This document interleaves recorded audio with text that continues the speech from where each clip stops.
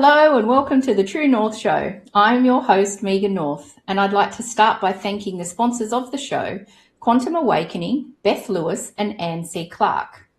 Today, I am so happy to welcome Mitch Toner to the show. Mitch is a business community leader and LinkedIn certified consultant based in Newcastle, New South Wales. So for those in a global setting, Newcastle is about 2 hours up the road from Sydney. Now, Mitch is on a mission to change the way people think about networking. Because let's be honest, for most people, the word networking conjures up images of awkward small talk, business cards being thrust across tables, and rooms full of people secretly wondering how quickly they can leave. Mitch spent the last couple of years dismantling exactly that. After founding his own IT company, Mitch discovered firsthand just how powerful genuine business relationships can be to growth. That experience sparked something in him, and instead of keeping that insight to himself, he decided to build a community around it. So today, Mitch hosts regular free networking events across Newcastle, bringing business owners together in welcoming, relaxed environments where real relationships can actually develop naturally. No pressure, no pretense, just people connecting with people. But his work doesn't stop when the event ends. Mitch also helps business owners build their LinkedIn presence, expand their professional networks, and create the kind of lasting relationships that actually move the needle in their business. At the heart of everything Mitch does, it's simple but powerful. That meaningful connection should never be behind a swapped business card, and that the right relationship at the right moment can change everything. He's one of Newcastle's most well-known and well-loved community builders, and I'm absolutely filled with love and gratitude because he's also my friend. So Mitch, welcome to the True North Show. Oh, Megan, thank you so much. Thank you for introducing me to your audience. And it's a total pleasure to be here with you today. You're so welcome. I'm really looking forward to this. It's going to be fantastic. I'm so keen. So Mitch has built something truly special in Newcastle, a community where business owners can show up, be themselves, and build the kind of relationships that actually change the trajectory of their business. Stay with us, because when we come back, Mitch is going to share why he believes genuine human connection is still the most powerful business tool in the world.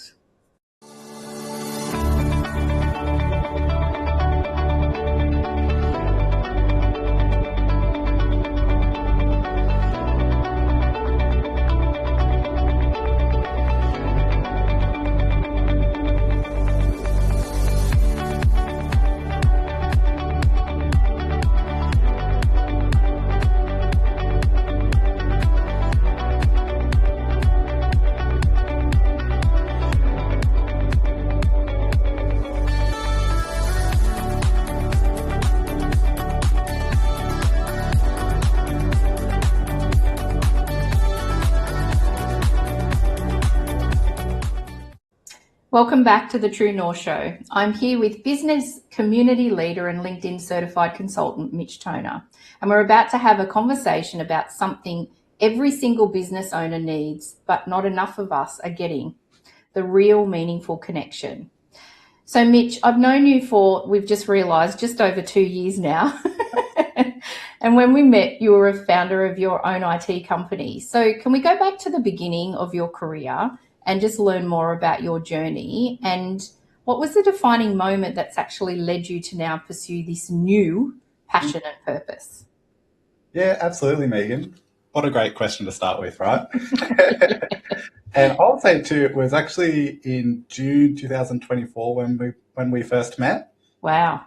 We were at one of these networking events where you stand up and you introduce yourself. Yeah. And before I had the chance to actually say g'day, like in the little pre-mingle, I saw you stand up and speak, and I thought, she is so awesome, I need to go and say g'day.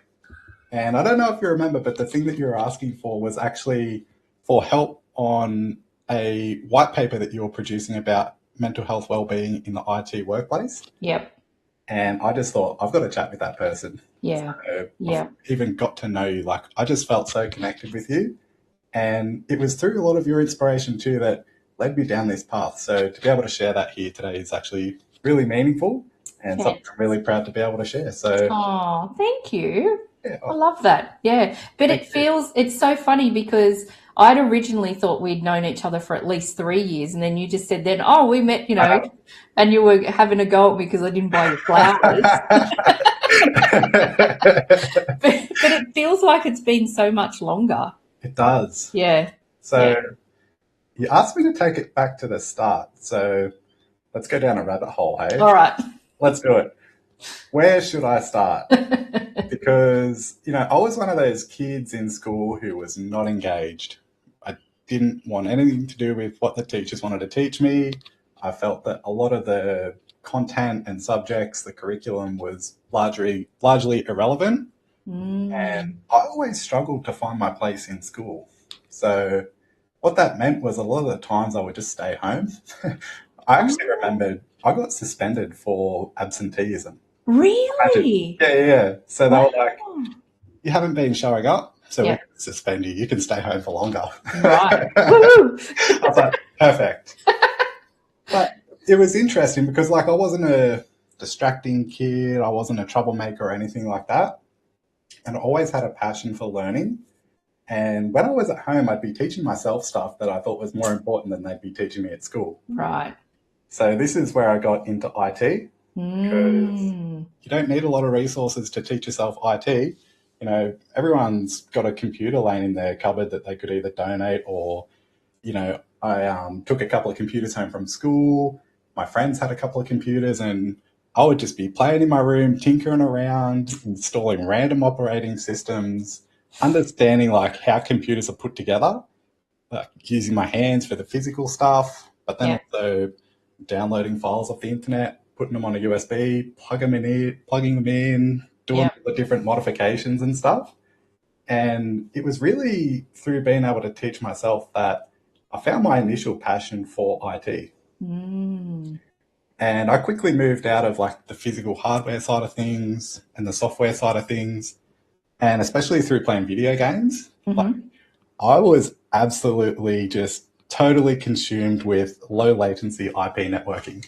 So, just like we're on a call now, on a video call, we're using real-time traffic. Yep. It's low latency, it's got to be high quality. If there were any issues with the network connection, you'd see, jitter, robotic voices, the screen would get pixelated, these sorts of things. Yeah. And I was just so fascinated by that I had to figure it out down to minute details of how it all worked. Yep. And so I became the guy in my network who would help people with their internet. Friends, family, if they had Wi-Fi issues, I'd be there to fix it. Friends, if we were playing a game together and it would start lagging, they'd be on the phone to me, bro, I'm lagging, you need to help me. And so I was in this position, and we're talking, I was probably, 16, 17 years old at this time. Yeah. I was in this position where I could not care less about school, but I was pretty smart, and I was really good at this IT networking stuff. So I was very thankful to have a careers advisor at the time who led me down the pathway of going to TAFE, which is trade school for the international audience. Yeah. And I got my diploma in telecommunications. So it was funny, it was some of the first exams I ever did. For those in the loop, it was a Cisco CCNA. And I passed that exam with 96% result. Wow. So I went from never submitting assignments or doing homework, none of that, to just absolutely dedicating myself, getting up early before school, studying, getting to the class, already knowing the content and then just applying it in practice. Yeah. And I was just so committed to learning. Yeah. That really set me up as a young fella to go walk into my first job, which was at TPG Telecom. Yep. Quite a large tier 1 carrier here in Australia. And I was pretty well qualified, especially as a young 18-year-old guy. So that was my initial job. And like I said, I had this weird, tinkering passion for the IT side of things. And I did that job there for about 12 months. I was on a shift roster. It was my responsibility to monitor the entire network, fiber cables from Sydney to Japan, radio networks from one of the main distribution points here in New South Wales up and down the coast, carrying both television traffic and also government radio network traffic. Wow. And it was a highly accountable job, but it wasn't very stimulating because these shifts were like 12 hours and I might only have to do like 1 or 2 escalations my entire shift. But that whole time I had to be monitoring stuff. So yeah, wasn't very stimulating. I didn't have like a connection to business and I didn't feel like I was creating any new outcomes. And so I eventually quit. I went and worked in a small business that was operating at a high level. So we were effectively a VoIP provider. We had our own carrier network and I grew myself into a role there where I become a data center administrator for a network that ran about 400 active calls at any time throughout the day. Wow. So I was like a gun tech. I was going out to different nursing homes, different hospitals, businesses of all sizes, and I would do pre-sales, I would do project implementation, I would do help desk support and management. Then I'd also be there on call if there were any issues, if it was quality issues in the data center. Like I explained, this call that we're on here, it's just 1-to-1. Yeah. But the data center carries like 400 calls at once. So if there was a problem, you needed to have like a rapid response. Yeah. And you needed to know what you were doing to be able to fix it very quickly. And that was a really cool job, actually. And I got a lot of deep satisfaction from that type of work. Yeah. Yeah. I could imagine too that when you were going out to sites, like then you were connecting with people too, right? Instead of just being on a shift for 12 hours and yeah. And one of the best lessons I learned from that, when you do arrive at a site, especially when everything is offline and people are frustrated, the most important thing I could do when I walked in was to acknowledge the person at the front with their name. And so I always made a conscious effort wherever I was going to remember people's names because they're confident that I can fix the problem, but they don't want people to escalate their frustrations or anything like that. They want someone that can make them feel calm. Yeah. And to let them know that I care, the first thing I can do is acknowledge them with their name. Yeah. Yeah. So yeah, that's beautiful. That's like basic humanness too, though, right? It's true. But a lot of IP guys get it wrong. Yeah. And so, I guess that was what my career looked like for a good 7-year period. Yeah. And I did really enjoy it. But I guess the point that I got to, and to answer your question, like, what was the defining moment, was that I just lost my spark. Like, I was still completing these really awesome projects, but at the end of the day, I felt crap. Like, I was living by myself. I had this really low sense of self-worth. I got to learn that I was a dismissive avoidant. Right. And one of the character traits I realized about myself is that I'm a superstar at work, and that I would put all of my energy into work because it meant that I could dismiss and avoid everything else that was going on in my life. Right. Okay. Yep. So, I got to this point in life where I must have been, I want to say 23. Yeah. I'm 28 years old now. I'm still a young fella. Yeah. And I would have been about 23, depressed, anxious, sleeping on the floor, had no social life. My weekends were bleak. And I was just constantly waiting to get back to work where I felt like I could have some sense of purpose. And when that sense of purpose dried up and I didn't feel like I had that spark anymore, I felt really flat. And I thought, what else is there in life? Like, I feel like I've achieved so much in my career and that's what I've put all of my energy into. But I wasn't getting that satisfaction anymore. And in fact, just that feeling, that almost secondary depression on top of it, just made me feel even worse. Yeah. Yeah. So, like a double layer. Yeah, exactly.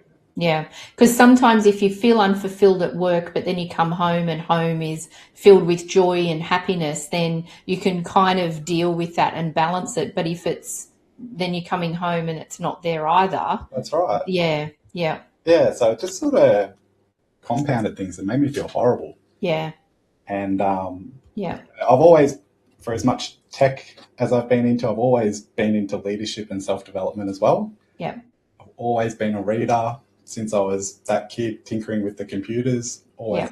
books on my shelf, learning stuff and trying to improve myself, Yeah.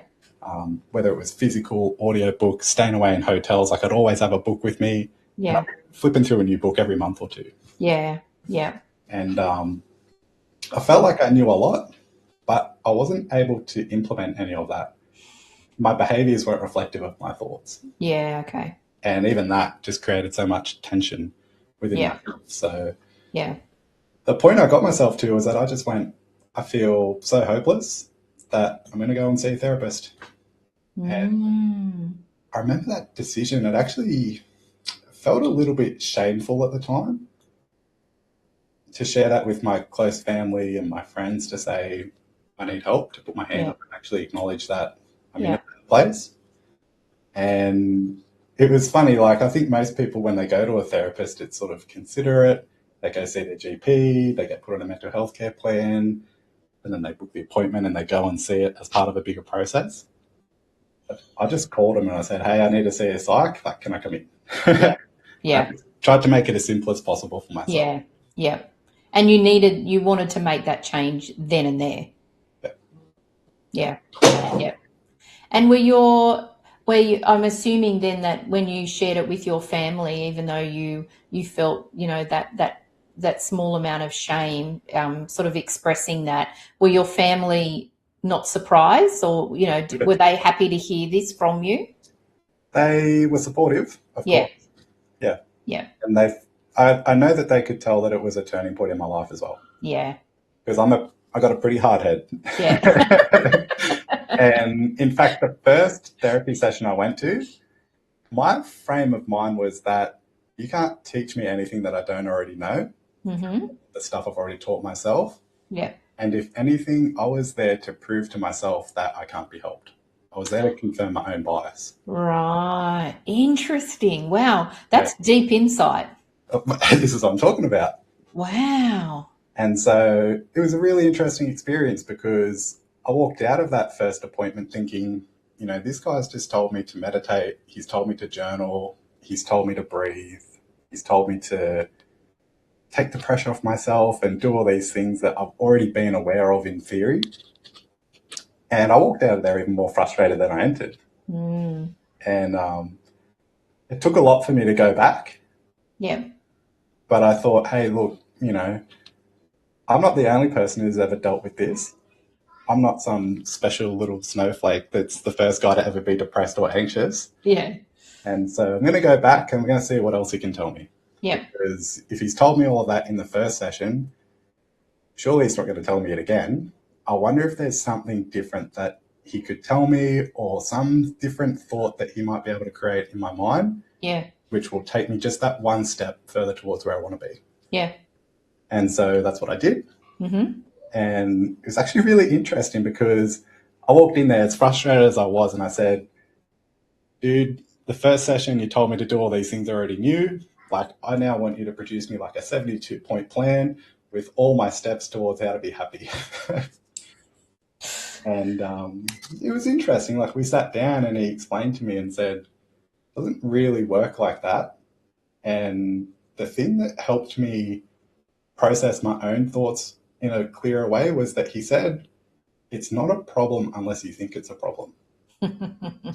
And so the process that he walked me through was that I would just come in, I would share my problems with him, and then he made an analogy like the lake. We live near beautiful Lake Macquarie here in Newcastle. Yeah. And he said, imagine it's the lake, right? So that as large as the lake is, you'll never be able to see the whole thing in one day. But if you come along with me, I'll take you to a different point around the lake. And each appointment will be like, we're checking out a different part of the lake. And over the course of however long, 12 months, 2 years, 3 years, whatever, we'll eventually fill in the entire thing by spotting around the lake. Yeah. And so that's what I did. I kept showing up week after week. That turned into fortnightly sessions.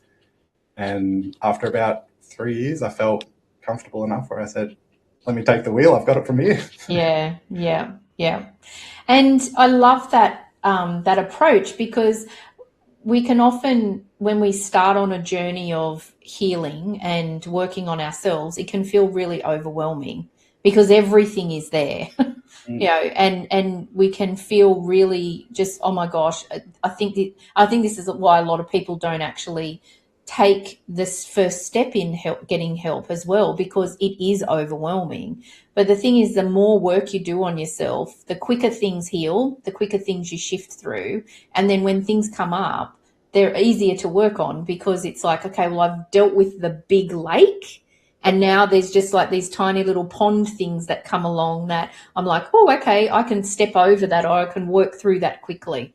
They're just puddles, and Yeah. we've got rain boots now, we've got umbrellas now, Yeah. we've got raincoats, we've got all these different ways of adapting to our environment. Yeah. And being able to use the tools on ourselves is a little bit of self-therapy, a little bit of positive self-talk to be able to help us through that. Yeah. Yeah. And so through that journey of seeing the therapist, is that when you then decided to start your IT company? Well, this is interesting because one of the first things the therapist suggested to me was to go and get some different experiences. It was all about exposure therapy. Yep. On the weekends, like, dude, go out and do some stuff. Mm-hmm. I felt like life was slipping me by because I couldn't bring myself to line up for a coffee. I couldn't bring myself to sit by the water. I couldn't bring myself to go down to the shops and just do the basic things that I felt like everybody else was able to do. Yeah. And so piece by piece, started to just expose myself to different experiences in life, or get myself out there. And eventually he suggested to me, hey man, why don't you go and take some interviews? He didn't say go and get a different job. Yeah. He said, why don't you talk to some different people? Yeah. You know, why don't you try presenting yourself and your resume to another organization, which you may or may not feel like you want to take the job. Mm-hmm. And so I did that. Yeah. And funnily enough, it was another local provider in a very similar industry to what I was in. Yeah. And, you know, these phone systems, internet connections, something that I was very confident in doing from a technical perspective. Yeah. In a different environment. And I thought, this could be good for me. Yeah. Because I felt like I was constantly on call in my current role. I was having trouble sleeping at night because, you know, if there was an IT issue, that I was the first guy to respond. And I felt that, you know, lifting and shifting my skills into a different organization would help me cope with those feelings a lot better. Yeah. And have a different level of support around me and my personal life. Yeah. And so that's what I did. I went in and I joined this new organization. Yeah. And it was there that actually led me to start my own company, because I was at this place for about 12 months. And there were good times, there were bad times. I definitely wouldn't be where I am today without these experiences. Yeah. But through working at this place, it was really interesting because I couldn't just do project delivery or help desk support. They actually were asking me to do more sales and more business development stuff. And so at the same time, I was seeing my therapist, you know, trying to get some of this exposure therapy, different experiences. And I was also being challenged at work to go out there and get some new business. So the two sort of met in the middle in a funny way. Yeah. And actually, that's where I started to go to different networking events and start to really put myself out there in a way to try and do more business with new people. Yeah. Yeah. So, yeah, I did that for about 12 months as an employee of this other organization. Yeah. And I got frustrated there too. Yeah. I struggle to work in teams unless I feel like really well supported. Yeah. And I'm quite independent as well. So in a way, I felt like working at this place was slowing me down. Felt like I could do a better job by myself. So Yeah. Yeah. that's what led me to quit initially. Yeah. And I didn't make a direct transition out of working at that place into starting my own IT company, because by that point I had stopped going to therapy. I felt quite good in my own body and my own mind. Yeah. But I knew I was carrying a lot of burnout. Mm. And there was so much hangover from the last sort of 7 to 8 years of deep, committed tech work Yeah. that I didn't want to get straight back into business, especially not for myself, because I was aware of how important the relationships are in business, that I didn't want to be stressed out. Yeah. Yeah. I'm sure you can relate to what it's like working with stressed out providers. Yep. They just put more stress on you, and Yeah. that's constructive, and it's not a long-term positive winning strategy. So No. I recognized that in myself. I went and did a part-time job. I was actually delivering parcels for Australia Post. Yep. Working in the van, like waking up early at like 5 a.m, getting to the warehouse, Yeah. sorting out like 250 parcels, loading them into the van, driving around, listening to music, and just taking signatures and doing parcel delivery. So Yeah. that was just like a Christmas relief job that I did for 2 months, maybe 3 months. Yeah. Not that I needed the money, but I just thought, hey, like this will be a cool, different experience again. Yeah. Trying new things. I've never had like a laborious, type job like that. Yeah. Yeah. Why not? Like, let's just give that a crack. So Yeah. I actually had a lot of fun. I really enjoyed it. Yeah. And after I was finished delivering parcels for the day, at say like 2:30, 3 o'clock, depending how quick I could get it done, I'd come home and I started to set up my IT company after hours. Right. Yep. My contracts in order, my distribution network, my agreements, all the stuff that I needed to be able to deliver these services was what I was preparing for, ready to go, so that when I announced my business, I was ready. It was ready. Yeah. Yeah. And when a client or potential client was ready to start working with me, that I wouldn't have to, catch up and get stuff ready. Like I built the supply and then I started to go out there and bring clients. So yeah. Yeah. Which is interesting. I think it's a a lot of people when we're starting businesses, they're all like, don't worry, you don't need everything perfect or you don't need everything in place, just start. But I think for you, that was really important to have that ready so that when then you started to get the clients in, that you weren't feeling overwhelmed or stressed about then the practical admin pieces. Yeah, there's a lot of parts to it. Like I love the 6 Ps, prior preparation prevents poor performance. Yeah. I've always lived by that mantra. Yeah. But also too, with the nature of the work I was doing, being, critical business infrastructure, your internet or your phone system, like that's something I take so seriously. Yeah. And I wouldn't want to be half prepared for one of my clients. Yeah. Plus it's your reputation as well. Yeah. It's my reputation. Yeah. And for as much as I love the Richard Branson method of testing the demand and then building the supply, yeah, I knew I had to be ready, especially in this industry. So yeah.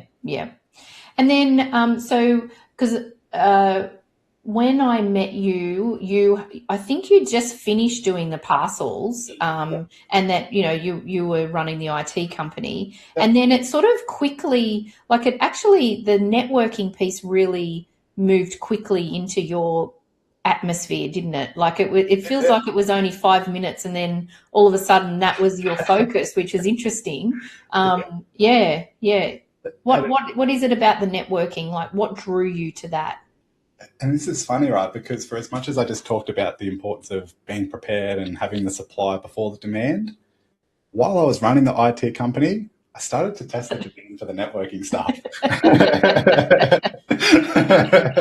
So I was kind of wearing these two different hats at the same time. Yeah. And with the networking stuff, it was such a deep, attachment to me and my person, because I'd gained so much through networking, like I shared with my journey through therapy, through exposure, and there were some really key moments in my journey through networking that helped me think differently. Yeah. I can share one experience, which was the first time I ever walked into a networking room. I was this technician. They sent me along to this business breakfast. Didn't want to be there. It was way too early, but there was a free breakfast.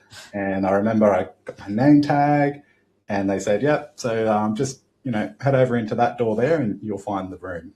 Like, whoa, that's daunting. And so 1 foot at a time, I walked towards this door and I've opened it up. And behind the door, there's a room with a horseshoe format of seats and some people standing around the middle of it. and no one was looking at the door. No one saw me to start with, and I just froze. Mm. And I went, what am I doing here? Yeah.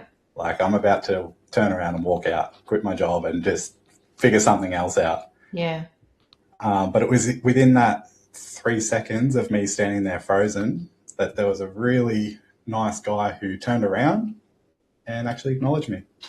And he did it in such a nice way where he just, gestured with his hands like, come over here and come join us. And then his body language opened up. They were standing in sort of like a circle, and he made room for me to stand. Mm. And he didn't put me on the spot in any way. He actually just included me in the conversation and asked me a couple of simple questions like, what's your name? What brings you here today? Just these really comfortable questions for me to answer. And that was such a powerful experience for me that I went, I want to be able to get myself to the point where I can do that for somebody else. Wow. And that was only my first time ever networking. Mm. But it was that point where I went, there's something here for me, because it was such a powerful experience that I kept going back every week. Yeah. I tried different networking events, different structures, different organizations. And that was the inspiration for me to take some more leadership roles, to help others start to mentor new people in there as well. Yeah. And really form like a community around that sense of purpose to not only support each other in business, but help each other overcome some of these challenges that we have in our own personal lives that don't just apply in business networking, but also apply even that situation I explained about, being fearful of lining up for a coffee. Yeah. Like some of these social anxieties that we all carry really be lifted through business networking, because it provides a common ground and a context for us to start talking to each other. So, it was really fascinating. When I decided to start my own business, I was doing lots of business networking at the same time. Yeah. Lots of relationships, and that's how I was able to grow my IT company. Yeah. But at a certain point too, I thought, I'm going to start hosting my own events and, bring together a lot of these people who believe in a lot of the same things that I do and want to create this welcoming and inclusive environment so that newcomers and people who might be anxious to come along for the first time can come and feel well supported in an awesome group of people. Yeah. Yeah. Wow. And is that gentleman that did that, like, are you still in connection with him? Yep. Shout out Phil Moore. Right. Phil Moore, he's a graphics designer here in Newcastle. Yeah. Absolute legend. Right. Wow. And I love to share that story too, and I let him know every time I do. So absolutely, I'm sure to share this clip with him as well. Yeah. He'll love it. Yeah. And isn't it interesting that just that simple, all as humans, all we ever want is just to be acknowledged and heard and just to be connected with, right? And just that simplicity of him doing it the way that he did, it just had such a major impact on you. Yep. Yeah. He doesn't feel like it was a significant thing that he did either. He was like, bro, I was just there for breakfast and I did what I did. Yeah, I love that. That's really beautiful. Thank you for sharing it, because it's a perfect example of that, that is a pivotal moment for you then moving into why networking is so important for you. Yep. Yeah. Absolutely. Yeah. And from a mental health and well-being point of view, so I loved before when you said that, the psychologist was talking about meditation and this and this and this. And so what quirk? I know that you love to be out near the water, you love to walk and those sort of things, and the gym is really important to you.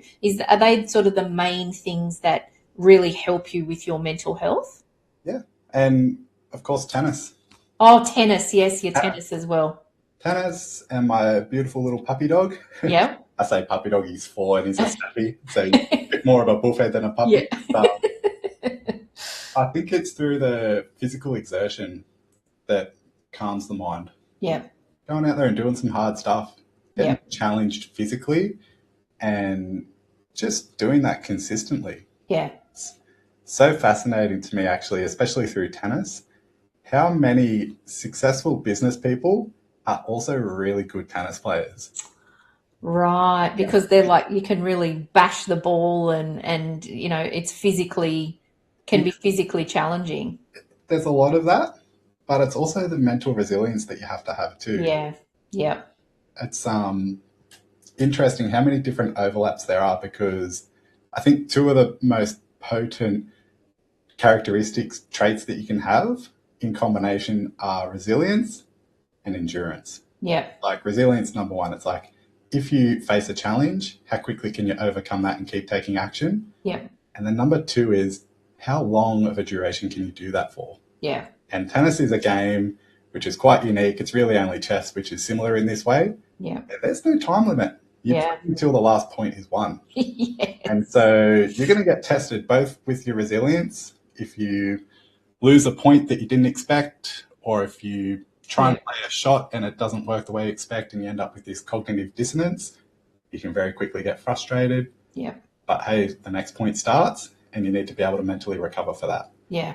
You need to be able to do that over the course of 3 sets or even 5 sets, like a lot of the pros play in these Grand Slams. And that's the same thing with business. And this is why I see so many successful people who play tennis are also successful in business, is that because they've got that fortitude, that perseverance to be able to do hard things and to feel calm and confident in the face of adversity. So Interesting. for me, a large part of, my regulating and my coping strategy is by doing these hard things that challenge me in a different context, so that by the time I need to apply them in a business context, I feel calm, I feel confident, and there's nothing slowing me down. I'm just ready to take action because I'm so comfortable with myself. I've got this really high level of self-acceptance where if there's a challenge in business, it's like, okay, cool. I see this as an interesting problem to overcome, but it doesn't actually fall back onto me personally for who I am as a being. Yeah. Yeah. I love that. And I think it's I'm going to go back to also again just saying about the psych saying about the meditation and this and this and this, because I think it's really important, and I talk about this all the time with lots of guests in the sense of finding what works for you.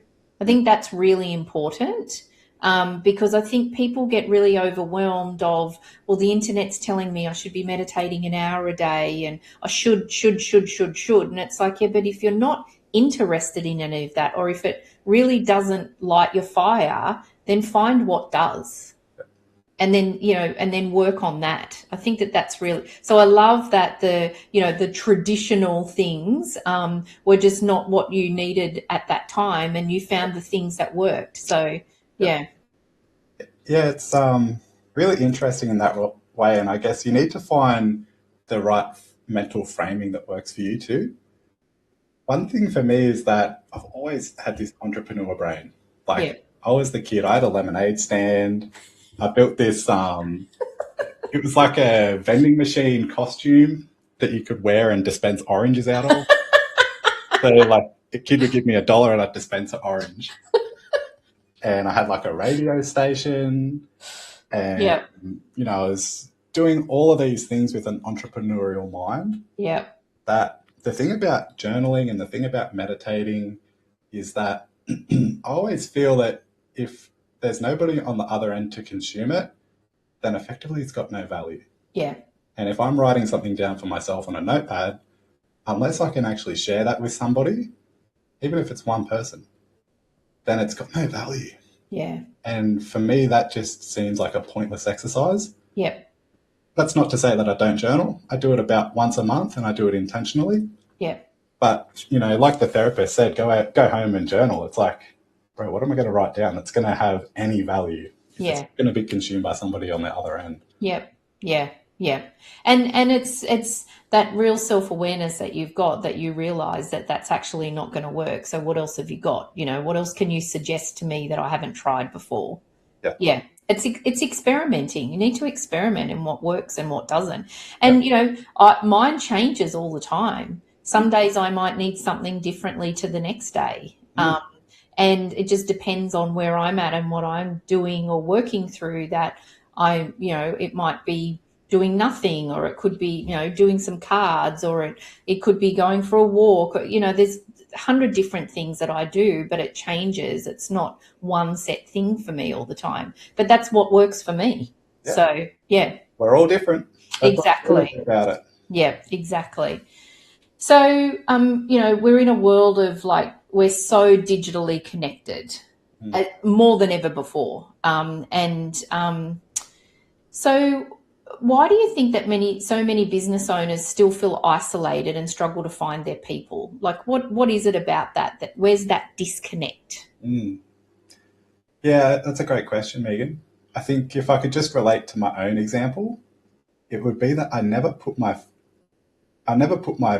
foot forward. I don't know why I struggled to get that out, but I never actually tried to connect with anybody in the first place. And it's almost like I was sitting there waiting for someone to connect with me. And once I recognized that wouldn't happen, I actually went out and I took the initiative, and you'll be surprised. People actually want to connect with you. So yeah, that has been really the thing that's made me successful in networking, but also made me a much more connected and social person just by reaching out to people. Yeah. And, if someone invites me to do something that I don't want to do, I'll let them know. I'm very clear with my boundaries, direct with my communication. Yeah. But actually, if there's something that I do want to do and you've asked me to do it, yeah, let's go do it. I try and say yes to as many things as possible now. Yeah. And if I've got a cool idea, I'm reaching out to other people to see if we can do it too. So yeah, I think a lot of business owners do feel disconnected and isolated, even though there's so much communications happening around us, because we don't actually take the time to go out and do the things we want to do. They probably already feel drained because they've gone to an event that they didn't feel aligned to. Yeah. They're probably working with clients that they don't really like. Yeah. They haven't actually set these boundaries or had clear enough communication to be able to do the thing that actually fills them up. Yeah. And it's been something I've been really conscious of, because where I came from, my social battery was at about 2%. Yeah. Yeah. And for me to spend that 2%, I had to use it to go down the shops or to go and do the functions that I had to do in life. Yeah. Yeah. Which of course meant that all the social interactions and the fun stuff I had no capacity for. So yeah. Yeah. Yeah. Yeah, I think that's what's most important, is to be able to do the things you want to do and prioritize that for yourself. Yeah, I think that boundaries piece is so important as well. Saying no to the things that you really don't want to do and they don't feel right. And if someone's got an issue with it, well, they can work it out themselves. That's right. It's their problem, not yours. Yeah, it is their problem, but it's funny. I've actually found that if I can be direct with my communications in that way, that there's actually a lot of mutual respect. Yeah. And I know for certain that, let's say you messaged me and said, "Oh, I know we were planning to catch up, but I'm going to have to stay home. I've got some other priorities." I love that for you. Go and do that. I think that's what you should be doing, because at the end of the day, if you don't want to be hanging out with me or doing whatever the social thing was, I would rather you prioritize yourself and your own mental health. So yeah, absolutely. I think a lot of people are fearful to have that conversation. Yeah. And it's, of course, social anxiety and everything else that goes into it. Yeah. But to just be yourself, to achieve this self-acceptance, do what you want to do. Yeah. I think that is the main solution to a lot of these problems. Yeah, definitely. And so you're a LinkedIn certified consultant, and then you also run face-to-face networking events. And so, most people would think that they're quite different and they're really two worlds apart, particularly we've just spoken about that. So how do they complement each other? And then which one do you think does the heavier lifting when it comes to building real relationships? Yeah, and actually the reason I become a LinkedIn certified consultant was that I saw a lot of people lived in this kind of false dichotomy, you could call it, where you'd be familiar with this. Lots of people, they show up online, but you never see them in person. Yeah. You see lots of people show up in person, but they never show up online. Yeah. And so I was thankful to grow my IT business successfully through relationship-based marketing, social selling, through having a strong presence online and in person, combining those two. Yeah. I wanted to help other people do the same thing. Yeah. And so LinkedIn is just a tool as an extension of your networking. Yeah. As business owners, we've all got our own business development systems. I'm not talking about tech workflows or automations. Yeah. I'm talking about how to get your clients. Is it word of mouth? Is it referrals? Is it ads? Is it social media content? Is it outreach, cold calling, door knocking, whatever your business development system is? Yeah. I think LinkedIn can play a role in everybody's system. Yeah. To be able to combine online with the in-person stuff. Yeah. Yeah. But also too, just like LinkedIn say in their worksheet, in their course content, they say that even if you're going to run a paid ad, it needs to be supported with organic content. Yeah. If you just sign in for the first time and start running ads, they're not going to promote it because they also want to see some of that social interaction. Yeah. In the same way, I see a lot of people who are really active on LinkedIn, but because they don't have any of this social proof created by attending in-person events or being out there as part of a in-person community, they also struggle to build relationships online. So to answer your question, where is the real stuff done? It's in person. Yeah. But then you can use LinkedIn and other social media platforms to be able to extend that presence that you already have. Yeah. Yeah. I love that. Yeah. Yeah. And it's a blend. It's a, as you said, like LinkedIn's a tool, but it's also having that blend. Like it's not all or nothing. It's some of this and some of this, and because it's not. I mean, pre-COVID days we did everything in person, right? Whereas now we've got an option to have a blend of it. So utilize it that way. Do in person, some online, because not everybody can do in person. And not everyone can do online. So, you're sort of catering for everyone anyway. Yeah. So because we're a global audience, not everyone can come to one of your amazing events. Actually, I've not been to one of your networking events either. I need to sort that out. Yeah. Yes.